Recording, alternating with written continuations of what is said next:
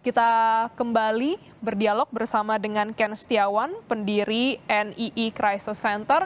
Pak Ken masih Ya, bergabung dengan kami, terima kasih. Tadi di Reskrimum Polda Metro Jaya, Kombes Hengki Haryadi telah menyampaikan statement setelah kita juga melihat pemimpin Khilafatul Muslimin ini dibawa menggunakan mobil menuju ke Jakarta begitu. Kita menanti bagaimana kedatangannya di Jakarta.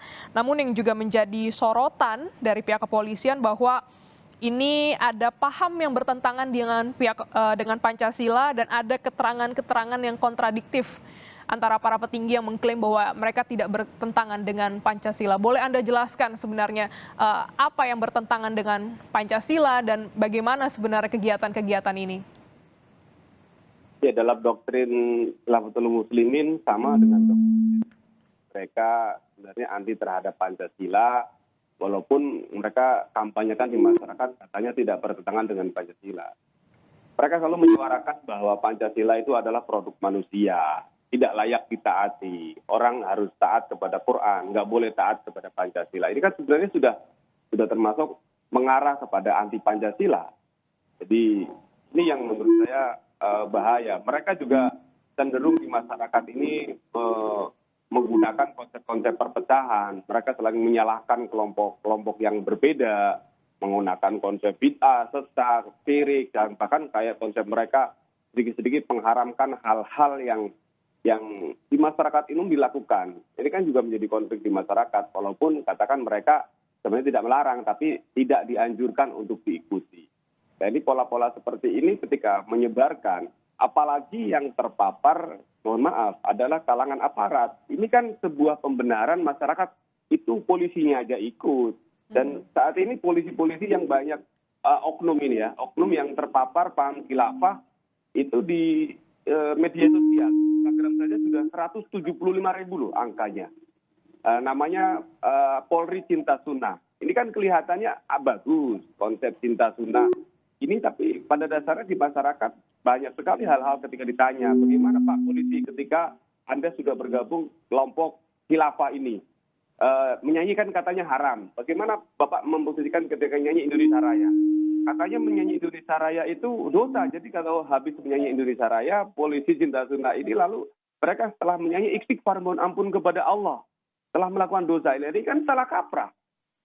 Nah ini yang juga banyak terjadi dan masih banyak pembiaran di masing-masing Mapolda, dan kita berharap juga aparat mengevaluasi di internal bukan hanya keluar, karena ini bahaya sekali loh, angkanya cukup besar. Bahkan konsep-konsep yang cinta sunnah ini, cinta Quran kelihatannya bagus, konsep Yunah, tapi faktanya banyak sekali hal-hal yang nyampah. Bagaimana kalau polisi kita sudah mendukung khilafah? Saat ini mungkin masih diam ya. Coba kalian Suriah, Libya, ketika terjadi konflik dipilih mau NKRI atau khilafah. Nah kalau memilih khilafah ini kan bahaya sekali, aparat ini punya senjata. Nah ini yang kita harapkan dalam waktu jangka panjang, kita ini dibiarkan. Sangat menakutkan, demikian.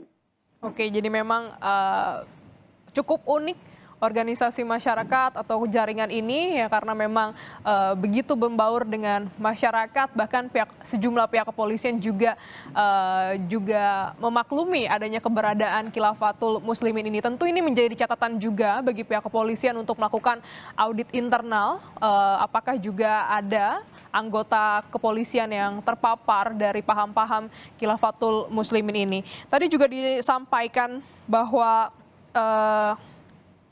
Khilafatul Muslimin ini tidak berbadan hukum begitu, dan juga mempunyai sejumlah website, YouTube, buletin, dan juga template-template yang terus disebarkan.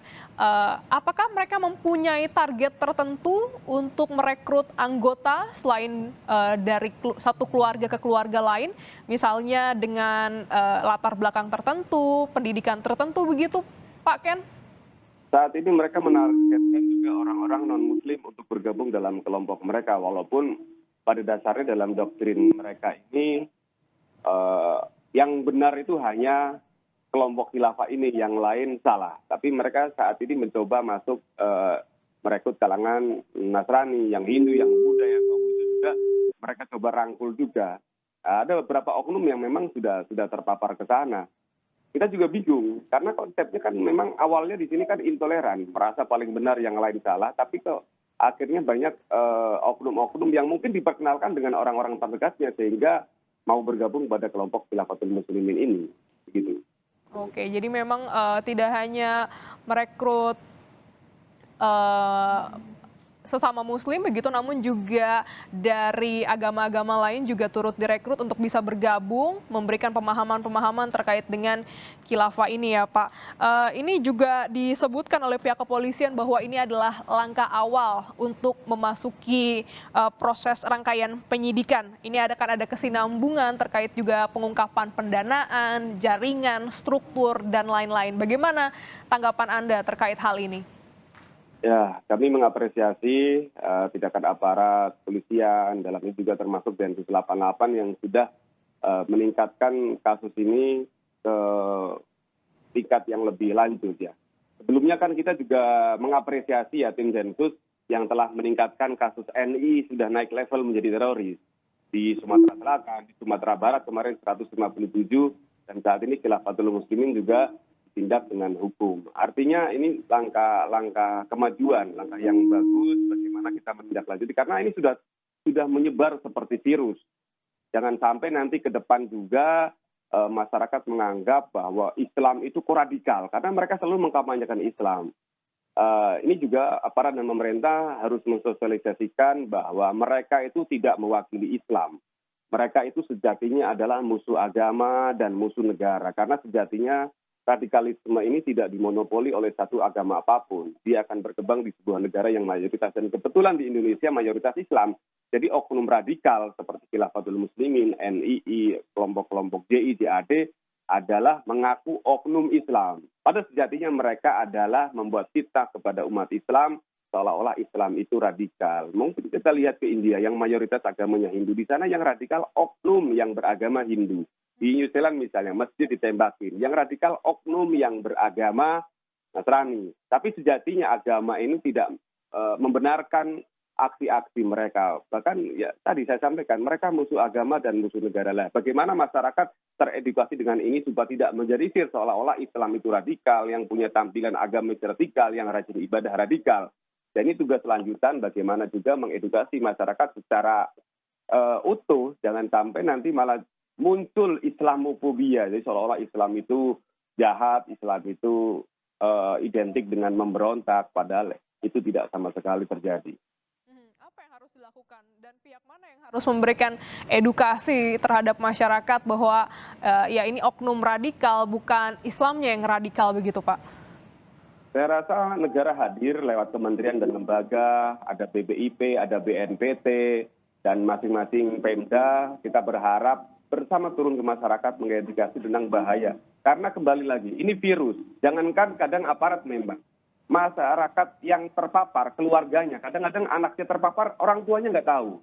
Jadi ini juga menjadi hal yang bagus untuk kita ke depan. Bagaimana menyadari bahwa sejatinya kita hari ini sudah terancam.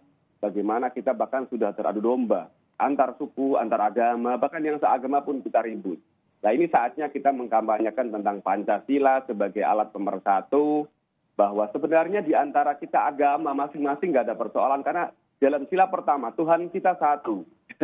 Jadi disempurnakan dengan Bhinneka Tunggal Ika. Berbeda agama, surat kita nggak ada persoalan. Orang Tuhan kita satu, Tuhan kita sama, kita hanya beda menyebut, beda cara beribadah. Nah ini yang harus kita persepsikan. Kalau kita sudah menyadari ternyata Tuhan kita satu, kita mari berlomba-lomba dalam kebaikan. Karena sebaik-baik manusia itu adalah orang yang berbuat baik, yang bermanfaat untuk orang-orang di sekitarnya. Jadi kalau masing-masing menyadari, maka kita bisa hidup berdampingan. Apapun agamanya, apapun sukunya, kita seperti pelangi berdampingan, berjejer, dan kita beragam itu indah.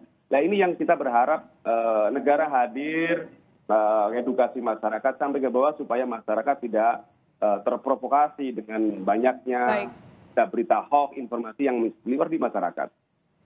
Baik, terima kasih Pak Ken. Ini memang bukan hanya tugas kepolisian, tapi seluruh pihak kementerian negara harus hadir juga bagaimana bisa menyejukkan kembali bagaimana masyarakat tidak salah kaprah terkait dengan Islam ini. Terima kasih Pak Ken Setiawan, pendiri NII Crisis Center telah bergabung dalam Breaking News Kompas TV. Sehat selalu Pak.